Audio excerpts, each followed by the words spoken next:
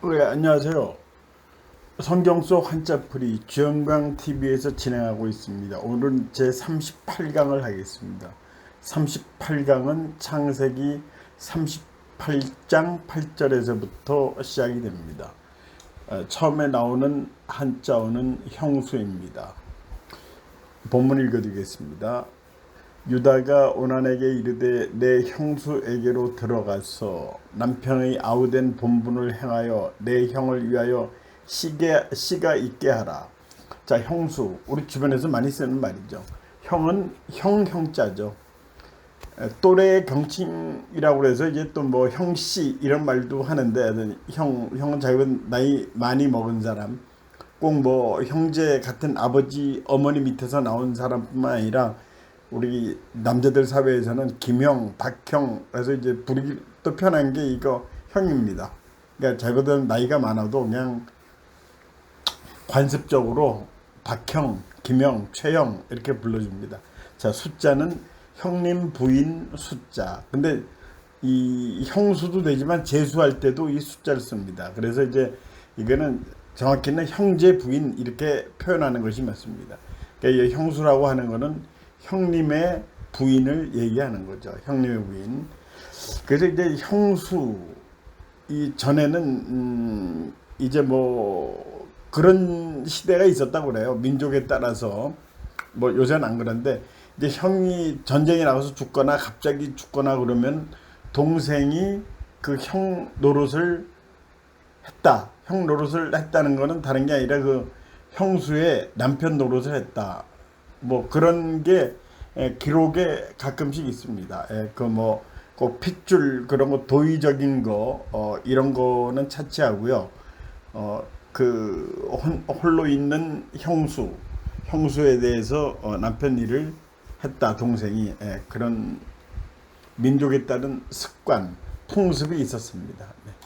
다음 한자는 본분입니다. 유다가 오난에게 이르되 내 형수에게로 들어가서 남편의 아우된 본분을 행하여 내 형을 위하여 씨가 있게 하라. 여기 이제 내 형을 위하여 그렇게 씨를 받아줘라. 이제 그런 뜻이겠죠. 이 본분의 본자는 근본 본자예요. 원래 본자, 본이 된다 하는 그런 거죠.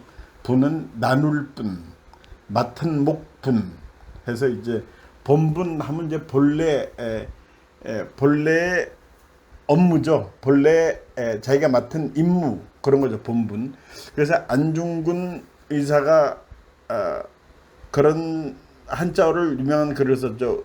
위국 헌신 군인 본분. 그래가지고 국가를 위하고 자기 몸을 헌신하는 거, 자기 몸을 바치는 거는 군인의 본분이다. 군인으로서 당연히 할 일이다 하는 그런 유명한 글귀 가끔씩 볼 겁니다. 그 손바닥 도장을 이렇게 찍었죠. 거기다가. 그 전에 한번 얘기했는데 이 혼도로, 부산 가면 혼도로라는 것이 있습니다. 이게 뭔가 했더니 본도로, 제일 큰 도로, 그거를 이게 일본말하고 이제 그 한글하고 이제 섞여 있는 그런 단어 혼도로. 참 그 말이 지금도 이상했어요. 혼도로라는 말. 지금도 부산 사람들 그냥 씁니다. 그렇지만 아마 잘 모르고 쓰시는 것 같아요. 그런 생각입니다. 자, 다음 한자는 설정입니다. 오나니 그 씨가 자기 것이 되지 않을 줄 알므로 형수에게 들어갔을 때 그의 형에게 씨를 주지 아니하려고 땅에 설정하매.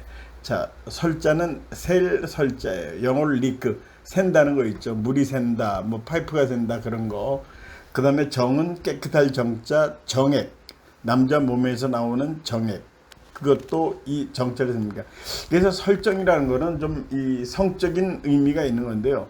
그 형에게 씨를 주지 않으려고 땅에 설정하며, 그래서 그 정액을 땅에 쏟았다. 그러니까 그 몸에 들어가야 될 정액을 땅에 쏟았다. 예, 그런 뜻입니다. 설정. 예, 설사할때도 이 설자를 씁니다. 자, 설정. 다음에는 수절입니다. 유다가 그의 며느리 다말에게 이르되 수절하고 내 아버지 집에 있어 내 아들 셀라가 장성하기를 기다리라 하니 셀라도 그 형들 같이 죽을까 염려함이라. 다말이 가서 그의 아버지 집에 있으니라 해서 예, 수절, 숫자는 수비한다는 거, 지킬 숫자, 예, 공격과 수비, 지킨다. 절은 절개, 마디 절자로 보통 쓰지만 여기선 절개 절자입니다. 그래서 수절했다는 거는 대표인 게 춘향이죠. 그래서 이제 이몽룡이 과거 시험 보러 가고 춘향이는 그 사또가 그렇게 자기를 불러들이는데도 절개를 지켰다. 수절하는 사람의 대명사가 됐죠. 그래서 이제 이몽룡이 장원 급제해서 와가지고 세상을 뒤집어 바로잡는 그런 예화가 있죠. 그러니까 수절은 절개를 지킨다. 지킬 수의 절개절자. 옛날에는 이 수절한 사람이 많았죠. 20대에도 남편을 잃고 평생을 혼자 산 사람들이 있다는 얘기를 많이 들었죠. 예. 그래서 이제 이렇게 그 남편을 잃었다, 뭐 무슨 전쟁에서 잃었다든지 병으로 잃었다든지 했을 때 절개를 지키는 것이 아녀자의 미덕이었던 것 같습니다. 옛날에. 근데 요새는 안 그렇죠. 요새는 뭐 이런 얘기를 하면 진짜 현실하고 너무 안 맞습니다. 네. 이 정도로만 하고 그 다음에 염려 다음 한자 유다가 그의 며느리 다말에게 이르되 수절하고 내 아버지 집에 있어 내 아들 셀라가 장성하기를 기다리라니 셀라도 그의 형들과 같이 죽을까 염려함이라. 다말이 가서 그의 아버지 집에 있으리라. 자, 염려한다. 이거는 걱정하고 근심하는 거죠. 이 생각할 염자예요. 염두에 뒀다. 생각할 염자. 려자는 여라고 읽기도 하는데 걱정할 려자, 근심할 여. 그러니까 염려, 근심 그런 말이 같이 붙어 다니죠. 근심은 한글입니다. 한자 아니에요. 걱정도 물론 한글이고요. 근데 염려는 이렇게 한자입니다. 생각할 염, 걱정할 려. 예, 걱정을 하는 거죠. 염려하지 마. 염려 뭐 붙들어매 하고 이제 얘기를 하는데 그렇게 쓰이고 있고요. 자, 다음 한자는 과부입니다. 그가 그 과부의 의복을 벗고 너울로 얼굴을 가리고 몸을 휩싸고 딥나 길 곁 에나임 문에 앉으니 이는 셀라가 장성함을 보았어도 자기를 그의 아내로 주지 않음으로 말미암음이라. 예, 과부가 나옵니다. 이 과부는 과자는 적을 과자인데 뭐가 적으냐? 덕이 적다 그런 뜻이래요. 그러니까 과부가 됐다 하는 거는 덕이 적어서 혼자 살게 됐다. 부자는 이제 아내 부, 며느리 부 이렇게 쓰죠. 과부라는 거는 이제 남편이 없는 여자를 과부라고 하는데 이거는 이 과자는 독과점 할 때 이제 혼자 이 소규모가 이 대다수를 점하고 있는 거를 독과점이라고 그러죠. 이 과자는 적을 과자다 그렇게 아시면 되고요. 그래서 이제 요새는 미망이란 말을 안 쓰는데 전에는 미망이란 말을 많이 썼어요. 이게 과부하고 미망인. 그래서 이제 어떤 남편이 사고로 죽었다. 그 가족 관계는 미망인 누구누구 여사와 뭐 자녀가 뭐 몇 있다 이렇게 보도가 되는데 요새는 미망이란 말을 거의 안 써요. 근데 미망인 그 말 뜻 자체는 좀 뜻이 안 좋아요. 왜냐하면 미망인이 아직 미자, 망은 죽을 망자, 사람 인자거든요. 이제 아직 죽지 않은 여자. 그러니까 남편을 따라 죽었어야 되는데 아직 죽지 않았다. 굉장히 이제 기분이 나쁜 얘기죠. 그래서 요새 미망이란 말을 안 쓰고 그냥 가족 관계는 유족으로는 부인, 누구와 아들 뭐 이렇게 돼 있다고 신문보도 그렇게 나오죠. 하여튼 과부라는 말은 이 작을 과, 덕이 작다 그런 얘기입니다. 덕이 작아서 이제 혼자 살게 됐다 하고 그렇게 얘기하는 거죠. 요새 이제 돌싱이란 말로 하죠. 돌아온 싱글 말을 참 재밌게 잘 지었습니다. 자, 다음 한자어는 담보물입니다. 유다가 이르되 내가 내 떼에서 염소 새끼를 주리라. 그가 이르되 당신이 그것을 줄 때까지 담보물을 주겠느냐. 담보물, 우리 상거래에서 많이 나오는 얘기죠. 자, 담자는 어깨 맨다, 멜담, 책임질 담. 그 다음에 보자는 보전할 보. 그러니까 물자는 물건물. 담보물이라는 건 어떤 피해를 볼 것을 예상을 하거나 아니면 그게 예상될 때 거기에 대한 보상으로 담보를 내놔라 이제 그런 거죠. 이 담자는 매일담, 담임 선생님, 담임 목사님 전부 다 이 담자를 씁니다. 책임질 담, 담당자. 예. 이 일본에서는 이 담당자의 권한이 상당히 셉니다. 그 우리나라 담당자를 좀 하찮게 여기는 경향이 있어요, 사실 한국에서. 그런데 일본의 담당자는 그렇지 않습니다. 상당한 책임이 있고요, 권리도 있고요. 그만큼 그 사람 위치가 보장이 돼요, 담당자. 그다음에 보존할 보자, 예, 물. 예. 그 한 가지 또 중국에서 주임하면은 뭐 그냥 우리 기준으로 하면 주임하면은 뭐 과장급도 아니고 그 밑에 급이라고 중국에서 주임은 상당한 또 책임이 있는 사람이에요. 주요 임무다 이렇게 보는 거죠. 주임하면은 장관급에 있는 사람도 주임이라고 호칭할 경우가 있습니다. 그래서 그거는 우리가 생각하는 주임하고 중국 사람 그때 주임하고는 상당한 차이가 있습니다. 그것도 좀 문화적인 차이니까 이렇게 한번 알아두시면 좋을 것 같습니다. 자, 다음에는 한자는 도장입니다. 이러다가 이르되 무슨 담보물을 내게 주랴. 그가 이르되 당신의 도장과 그 끈과 당신의 손에 있는 지팡이로 하라. 유다가 그것들을 그에게 주고 그에게로 들어갔더니 그가 유다로 말미암아 임신하였더라 하자. 도장은 그림 도자죠. 그림도 도장 도자, 도장도.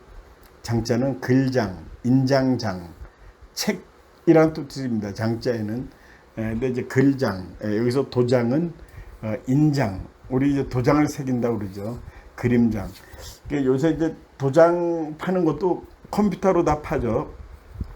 거기 어느 글자를 입력해 놓고 그거를 똑같이 만들어야죠. 그러니까 어느 도장집에 가도 이 글자가 똑같이 나옵니다. 그런 문제는 있어요, 사실. 그래서 이제 그걸 위조하기가 쉬운 거 아니냐 이런 문제도 제기하고 있습니다.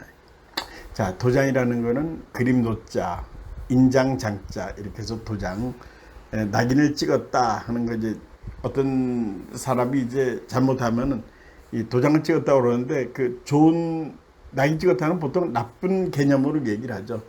그래서 이제 누구한테 찍혔다 하는 게 이제 이런 도장에서 나온 말입니다. 자, 다음 한자어는 행음입니다. 석 달쯤 후에 어떤 사람이 유다에게 일러 말하되 내 며느리 다발이 행음하였고 그 행음함으로 말미암아 임신하였느니라. 유다가 이르되 그를 끌어내어 불사르라. 자, 행음은 행할 행자예요. 단일 행자도 되지만 행한다. 음은 음란할 음자. 그래서 행음이라는 것은 음란한 행동을 했다. 이게 안 좋은 거죠. 다말이 행음하였고 내 며느리 다말이 행음하였다. 음란한 행동을 하였고 그 행음함으로 말미암아 임신하였느니라. 그러니까 이거 나쁜 행동을 한 거죠. 자, 행음. 이런 게 있죠. 우리나라 법도 그렇게 돼 있어요. 이혼을 하잖아요. 또 재혼을 하는데 6개월간은 재혼을 못하도록 그렇게 지금도 그 법률이 있는지 모르겠는데, 왜냐하면 그 아기를 임신했을 때, 그 이혼할 당시에 아기를 임신했을 때 그 아기가 누구 아기냐, 누구의 아이냐, 새로 결혼한 남자의 아기냐, 아니면 전 남편의 아이냐 해서 그게 문제가 될 수 있기 때문에 이혼 후 6개월간은 재혼을 못한다. 그러니까 여성단체에서는 이거는 불평등한 법이다. 이렇게 된 제가 이제 그 결과까지는 얘기를 못 들었고요. 하여튼 그런 일이 있었습니다. 자, 그 다음에는 임자입니다. 이건 한글로 써놨습니다. 애인이 끌려나갈 때 사람을 보내어 시아버지에게 이르되 이 물건 임자로 말미암아 임신하였나이다. 청하건대 보소서 이 도장과 그 끈과 지팡이가 누구의 것이니까 한지라. 임자는 한글이에요. 이거는 한자로 생각이 쉽지만 임자는 한글입니다. 근데 이제 우리 육식간제 임자년이 있죠. 임자년은 이제 육식간제 49번째 나오는 그런 해입니다. 임자년. 자, 넘어가겠습니다. 다음 한자는 쌍태입니다. 해산할 때 보이니 쌍태라. 자, 해산은 아기를 낳을 때 보니까 쌍태. 이 해산같이 한자어지만 여기 쓰지 않는 것은 이미 설명을 해드렸기 때문에 중복을 피하기 위해서 다시 설명하지 않고 있습니다. 자, 쌍태는 트윈이죠. 둘쌍 아이벨태, 쌍태. 쌍둥이를 임신했다.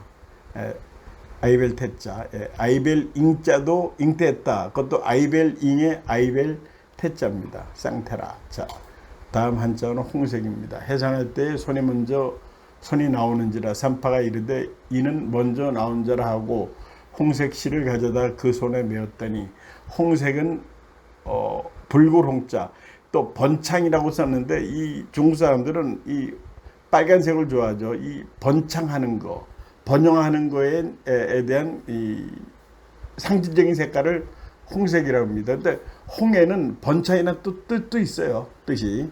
색은 색깔색이죠. 그래서 중국 사람들은 이제 결혼식 하면 이제 누가 결혼식 하면 축의금을 주는데 꼭 그 봉투는 빨간색입니다. 항상 빨간색이에요. 축하한다는데. 처음에 보고 좀 깜짝 놀랐죠. 처음부터 빨간색 봉투를 갖고 와서 축의금이라고 전해주는 걸 봤습니다. 예, 빨간색을 씁니다. 다음에는 가정총무. 요셉이 그의 주인에게 은혜를 심어 섬김에 그가 요셉을 가정총무로 삼고 자기의 소유를 다 그의 손에 위탁하니. 자, 가정총무 이거는 네 글자인데 집가자죠. 뜰정자죠. 이 뜰은 이제 가든을 얘기하는 겁니다. 총자는 거느릴 총, 모두를 얘기하는 거죠. 무자는 힘쓸무, 이제 가정총무. 근데 요새 이 가정총무라는 말은 잘 안 쓰는데 이제 어느 정도 규모가 있는 집에서 그 집안일을 돌봐주는 사람, 이제 가정 집사죠. 이제 어느 정도 규모는 있어야 돼. 뭐 식구들이 서너 식구 있는 집에는 가정총무라는 것은 아니고요. 그래도 이제 자기 식구는 많지는 않아도 뭐 여러 가지 일을 보러 오는 사람들이 있지 않습니까? 그 집이 크고. 그런데 이제 가정총무를 뒀다 하는데 이 가정총무라는 요새 이런 말은 현실적인 해석하고는 맞지 않는다고 보죠. 이거는 그렇게 그냥 아시고요. 다음에 한자는 위탁입니다. 요셉이 그의 주인에게 은혜를 입어 섬김에 그가 요셉을 가정총무로 삼고 자기의 소유를 다 그의 손에 위탁하니. 자, 위탁은 맡길 위자에 뭐 맡긴다, 위원장 할 때 이 위자를 쓰죠. 위원회, 어떤 위원회, 뭐 물자전략위원회, 그러니까 물자 전략에 대해서 위임을 받아서 어떤 일을 하느냐 하는 거를 회의하는 거죠. 탁자는 부탁할 탁자, 탁송한다, 뭐 그런 뜻도 되고요. 부탁한다, 위탁. 예, 위탁하는 맡겨서 일을 맡기는 거죠. 위탁하는 거는 위탁한다 그런 뜻입니다. 위탁. 다음에는 간섭입니다. 주인이 그의 소유를 다 요셉의 손에 위탁하고 자기가 먹는 음식 외에는 간섭하지 아니하였더라. 요셉은 용모가 빼어나고 아름다웠더라. 자, 간섭. 획은 3획분이 안 되죠. 이게 방패 간자도 이 간자를 씁니다. 간섭할 간자. 여기서 이제 간섭한다는 뜻이 되죠. 우리는 조국의 간섭이 된다 하는 거는 이제 방패의 의미로서 이 간자를 쓴 거예요. 그럴 때는. 섭자는 건너갈 섭. 어디를 강을 건너가는 거, 그걸 섭이라고 그러죠. 이제 간섭이라는 건데 이거는 어떤 데에 끼어드는 거죠. 쉽게 말하면 끼어드는 겁니다. 간섭하지 아니하였더라. 자기가 먹는 음식 외에는 간섭하지 음식에는 간섭을 했던 모양이에요. 간섭. 요새 젊은 사람들 간섭받기 굉장히 싫어하죠. 그래서 어디 모임에 가서 젊은 사람들 모였는데 예를 들어서 이런 질문은 굉장히 싫어한대요. 너 어디 학교 다니느냐 이렇게 물어보면 그거 굉장히 실례고요. 그 사람들이 다시 보게 되고 얘기 안 합니다. 차라리 너 전공이 뭐냐, 대학생이라고 얘기하면은 전공이 뭐냐.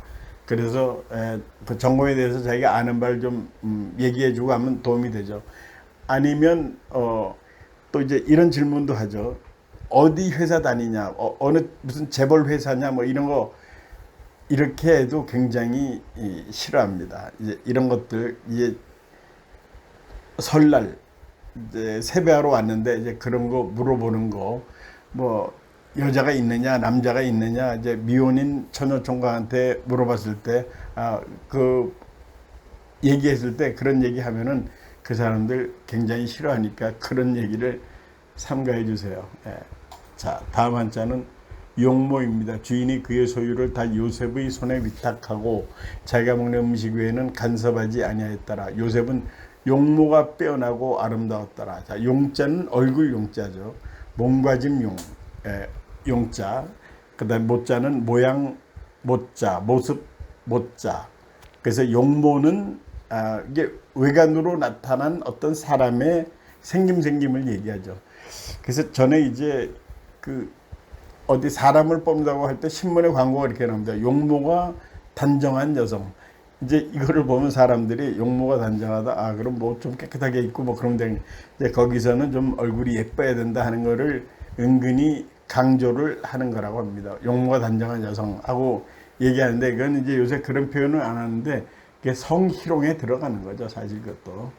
자, 용모는 그렇게 하겠습니다. 다음에는 거절입니다.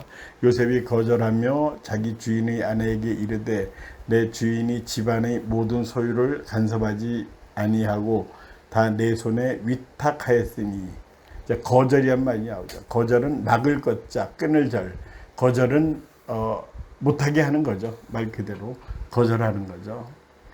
우리나라 사람들 참 거절하는 데 약해요. 어디 얘기를 해보면 말이죠. 그게 그렇다 안 그렇다를 얘기를 해줘야 되는데 글쎄요. 예, 생각해 볼게요. 이렇게 어물쩍 넘어갑니다. 그거 좀 알아볼게요. 알아보고 결정하죠. 뭐 해달라고 이제 부탁했을 때 그래요. 이렇게 대답을 하는 거 있지 않습니까? 전부 다 부정이라고 보면 돼요. 그 자리에서 그래 내가 해줄게 이렇게 하지 않고 그래 내가 알아보고 좀 해줄게 하는 거는 언제 해줄지도 모르고요. 되지 않습니다. 이게 우리 문화가 이제 그런 것 같아요. 그걸 딱 잘라서 얘기를 못하고 필요 없는 것 같은데요. 안 한다고 할 것 같은데요. 싫다고 할 것 같은데요. 이렇게 뭐뭐 한 것 같은데요 하면서 빠져나갑니다. 예. 그래서 그거를 요새 말로 뭐 유체 이탈 화법 중에 하나겠죠. 거절을 그렇게 못합니다. 확실히 잘 못하는 그런 문화가 있어요. 어떻게 보면 마음이 약한 것도 말하면 상대방을 실망시키지 않는 배려, 조금만 배려일 수도 있죠. 너무 무자르듯이 자르면 저쪽에서 얼마나 실망할까 해서 못하는 그런 것도 있어요. 사실은. 이제 지나가겠습니다. 다음은 한자어는 희롱입니다. 그 여인의 집 사람들을 불러서 그들에게 이르되 보라 주인이 히브리 사람을 우리에게 데려다가 우리를 희롱하게 하는도다. 그가 나와 동침하고자 내게로 들어오므로 내가 크게 소리 질렀더니. 자, 희롱한다. 희롱한다의 희자는 희롱할 희자의 롱은 없이 여길 롱 또는 농담할 때도 이 농자를 쓰죠. 그러니까 희롱하고 없이 여기는 거죠. 희롱한다는 건 좀 상대방을 사실 얕보는 거죠. 그래서 요새는 이제 기업에서 성희롱 예방 교육이라는 게 있어요. 그래서 이 남성이 여성에게 또 여성이 남성에게 하는 경우도 있습니다. 하여튼 상대편에게 그런 성적인 유의를 가거나 그런 희롱하는 듯한 발언이나 이런 것들은 아주 엄하게 자꾸만 법이 강해지고 있습니다. 그래서 이런 얘기도 있죠. 뭐 직장에서 회식 문화가 사라지고 있다. 또 회식은 하더라도 노래방은 안 간다. 이런 문화가 있어요. 자꾸만 그러면서 사고가 나니까 그렇게 돼서 그런 제한을 가하는 그런 얘기들이 계속 나오고 있습니다. 다음은 옥입니다. 사람 감옥 가는 거죠. 이에 요셉의 주인이 그를 잡아 옥에 가두니 그 옥은 왕의 제수를 가두는 곳이었더라. 요셉이 옥에 갇혔으니. 자, 옥은 감옥에 가둘 옥자예요. 감옥. 깜빡한다 하는 게 옥살이 했다. 옥발하지 한다. 바로 이 옥자를 씁니다. 감옥에 가둘 옥자. 감옥 옥자. 자, 다음에 간수장. 옥이 있으니까 이제 간수장이 있겠죠. 간수가 있고요. 여호와께서 요셉과 함께 하시고 그에게 인자를 더하사 간수장에게 은혜를 받게 하시매. 자, 이제 그 간수라는 거는 그런 나쁜 일을 한 사람, 교도소. 거기 가면 이제 간수가 있고 그 책임자가 이제 간수장이 있겠죠. 이 간자는 볼간자예요. 주마간산. 말 타고 와서 산 보듯이 본다. 그래 볼간자죠. 간판할 때도 이 간자를 쓰고 숫자는 지킬수. 책임자장, 우두머리장, 간수장. 거기서 제일 높은 사람. 그래서 간수는 이 한자고 간직은 한글입니다. 간직. 우리 뭐 간직한다 그런 거 있죠. 그거는 한글이에요. 간수는 한자입니다. 자, 다음에 한자어는 재반 사무. 간수장이 옥중 죄수를 다 요셉의 손에 맡김으로 그 재반 사무를 요셉이 처리하고, 재반 사무는 이제 그 모든 사무죠. 제자는 모두 제자예요. 반자는 일반 반자고, 사자는 일, 비즈니스 사, 무자는 힘들무. 재반 사무는 모든 일을 얘기하는 거죠. 이게 어디 조직의 총무들이 하는 그런 일이죠. 여러분들 학교 다닐 때 뭐 선생님이 이렇게 앞에 서서 재군들 말 들어라 이런 얘기 들어본 적 있었나요? 그 60년대 50년대는 실제로 그랬어요. 저는 일본의 잔재라고 보는데, 학생들, 요새는 학생들 그렇게 하죠. 근데 재군들 그랬습니다. 제 학교 다닐 때. 초등학교를 들어가서 중학교 갔는데 정말 재군들 해서 전 굉장히 이상하게 생각을 했습니다. 그런 기억이 있어요. 자, 재반 사무. 자, 이렇게 해서 오늘은 여기까지 해서 마치겠습니다. 이렇게 한번 또 오늘 읽은 내용을 보면서도 한번 하고, 그 다음에 그냥 보지 않고 길 가면서 이어폰 꽂고 해서 또 한번 이거를 되새기시면 좋은 기회가 될 것 같습니다. 하여튼 오늘도 경청해 주신 여러분들 대단히 감사합니다. 안녕히 계십시오.